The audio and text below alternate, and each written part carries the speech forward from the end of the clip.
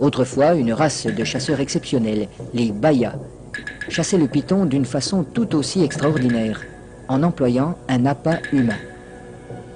Il arrive que les hommes de Mbao aient eux aussi recours à cette technique. Naina, le chef pisteur, va introduire une jambe dans le terrier et la fera avaler volontairement par le python.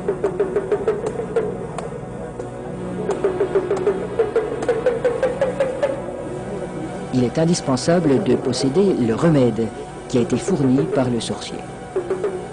Cette mystérieuse préparation, à base d'herbes et de racines écrasées, n'a pas qu'un effet psychologique. Elle a le pouvoir d'attirer le serpent tout en protégeant la jambe du pisteur. Le remède agit encore comme un lubrifiant. En imprégnant un tissu qui entoure la jambe, il facilite sa pénétration dans la gueule du reptile.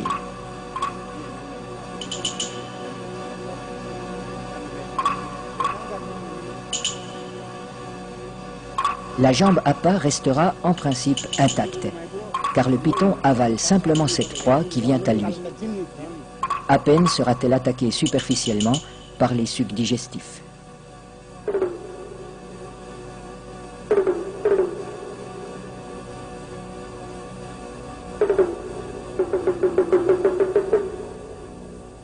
Cette chasse n'est pas sans risque.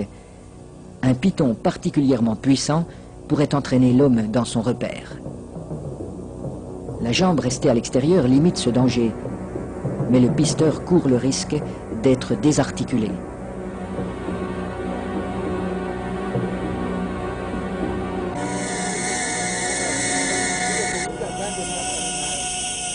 Pour rendre l'attente moins pénible, mais aussi faciliter le glissement des corps de l'homme et de l'animal, on place des feuilles fraîches sous le pisteur.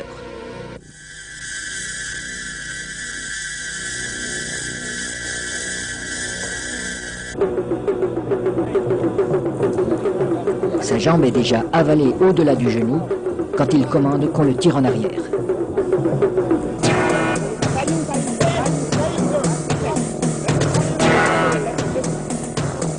Refusant de laisser échapper sa proie, le python apparaît. Les aides tirent de façon irrégulière. Il secoue le python pour l'empêcher de trouver un point d'appui. Le pisteur relève son pied à angle droit pour ferrer le serpent, à la manière d'un hameçon. L'animal se sent piégé, mais il ne peut plus lâcher la jambe.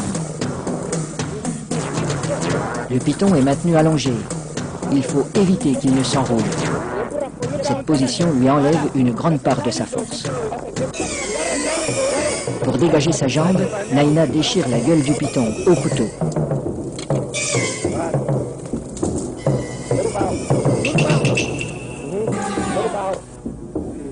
Puis, il lui tranche la tête. Les autres pisteurs relâchent progressivement le serpent. Dans un premier temps, le corps décapité reste inerte. Puis apparaissent des ondulations nerveuses de plus en plus puissantes.